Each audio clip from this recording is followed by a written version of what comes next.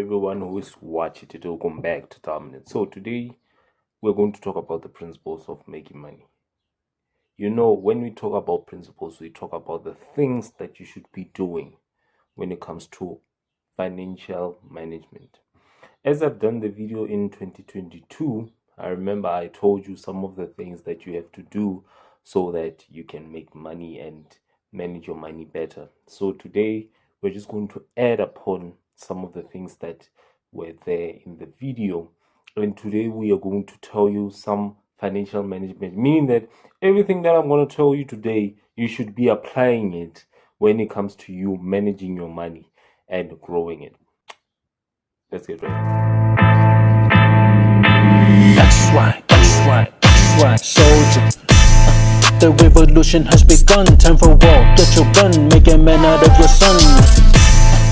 It's the XY soldier. Salute. It's the XY soldier. The revolution has begun. Time for war. Get your gun, make a man out of your son. It's the XY soldier. Salute. It's the XY soldier. The nation is ill. It's nice when people make money. And it's nice when you see people making money, especially these days where money, it's less difficult to make money than 20 years ago. So the thing is, we are not talking about just making money, because if we talk about just making money, a lot of things are there on the internet on making money, but managing it, you understand? Because managing is planning and organizing your financial resources on a specific goal, knowing where your money is going to go, planning, organizing, knowing where the money is going to go and what you're going to spend on and whatnot. That is financial management. So the first crucial principle when it comes to managing money is that you have to, you can't spend more than you have. You can't spend more than you have. You have to realize that. You have to always realize that each and every time when it comes to you making money or managing your money and managing your finances, is that you can't spend money that you don't have. Most people spend more that they don't have. And what they do is that they would extract their savings and their emergency accounts for things they do not need. And I've seen this, in as much as people want to start off their emergency accounts and they have their emergency account, what they do is that they would take money and they would categorize some of the things that are not really emergencies and turn them into emergencies and say that, okay, like, I don't have data to talk to my girlfriend, so I can just take out that money, I will pay it later. You see, that's where the mistake comes in, because you're going to do that on a regular basis. Second principle, when it comes to you, especially when you're 18 years and older, when you're starting to go to university after high school, you should have an emergency account. I don't know how many times I have to emphasize this thing to people to know that they have to have an emergency account. After all, you can't invest if you don't have an emergency account. You can't say that you're going to find for financial freedom if you don't have an emergency account. You can't start off a family if you don't have an emergency account. You can't have children if you don't have an emergency account. You can't have an allowance as a person, especially a monthly allowance after 18, and not have an emergency account. The reason why it is important for you to have an emergency account is because you'll never know when emergencies emerge.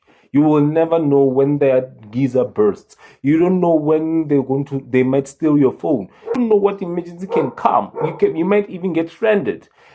That's what emergencies accounts are used for. They will help you with that. You can't invest money without having an emergency account. The third principle when it comes to financial management is that don't chase money. I know that when you go into the internet, all of social media tells you that stop chasing women, chase money and all of that. And I agree with the concept of not chasing women. You understand? But don't do the mistake of not chasing something. You should be chasing your purpose. You shouldn't be chasing money, because when you chase money, and this is something that I did myself, and I'm a testament to that, is that when you chase money, you will never have enough money. You always think that there's more to make. Yes, there's more to make, but the problem is that you'll never have an amount which you are content with. When you can say that, okay, like, even if I don't make more than, let's say, 20,000 a month, at least I can sustain myself. You say, oh, I always want this, I always want this, I always want this, and to the point that it can even stress you out. You make money a god, your god. That's how it works. The fourth principle when it comes to financial management is that you should track your spending. What's the best way for you to track your finances? Is have a budget for every month. I have a book that each and every time I drop a budget. You see, people will hear about budget, and they will always say that they don't know where their money is going. And the problem is that they don't track their expenses. When I say that when you're tracking your expenses, I don't mean that each and everything that you spend on, you have to track down. But what I'm saying is that your budget will determine how much money you are willing to spend on something. Let's say, for example, your budget has to have an income. Obviously, let's say you have 10,000 a month and you have certain expenses that you know that they're gonna be there, and you have a fixed expenses. Let's say your fixed expenses are rent. Let's say your rent is 2,000 a month. Your car, 3,000 a month. Groceries, there are varieties. But you know that, okay, you spend at least 4,000 a month, and after having those expenses, you know you have at least 2,000 to invest in. You see, when you have a budget, it helps you to know how much you're willing to spend on something, and so that you don't overboard. Sometimes people overboard, a lot of times overboard, because they don't know where their money is supposed to go. But when you have a budget, yes, there are times where you can overboard, depending on what is happening. And sometimes, like I said, emergencies come, because you can't budget for emergency, but like I said, have an emergency account so that you can contribute money inside the emergency account, which should be included inside the budget every month. And if you are investing, include the money the amount of money that you're going to invest in inside the budget. The fifth principle is that have an emergency account before paying debt. Because people will always think that you should pay debt before you create the emergency account. And I'll tell you why you shouldn't do it like that. Because when you're paying off debt, what if another emergency comes in and you don't have an emergency account to fall back to? But when you're creating an emergency account and clearing off your debt, what happens is that if an emergency comes and you contribute something inside the emergency account and start paying off your debt, it will be easier for you. And let me tell you something. Let's say you have 4 debts, for example. You have 4 debts, and you owe 2,000 for one debt, 1,000 for another debt, 500 for another debt, and 200 for the other debt.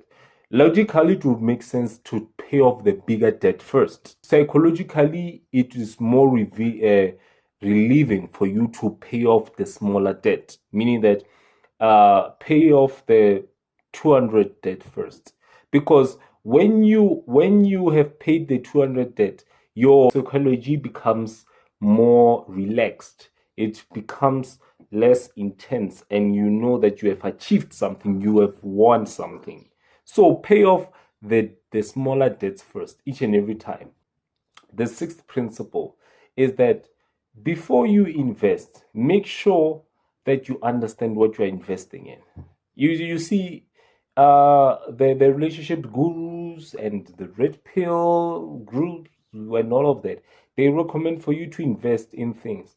And unfortunately, because of the exposure that we get in social media these days, people invest in things that they don't understand. They say make $100 a day, and automatically someone just contributes towards that, and they end up losing a lot of time on things that they shouldn't be doing, or they don't understand, and seeing that they, other than having $100 a day, they would have 5 cents a day. That's how it works. You understand? Before you invest in something, make sure you understand it. That is the reason why I started the book, My First Investment, and I would recommend for you to purchase that book. I'll make sure in the description that a place where you can actually purchase the book itself. So the seventh principle when it comes to financial management is that invest in yourself.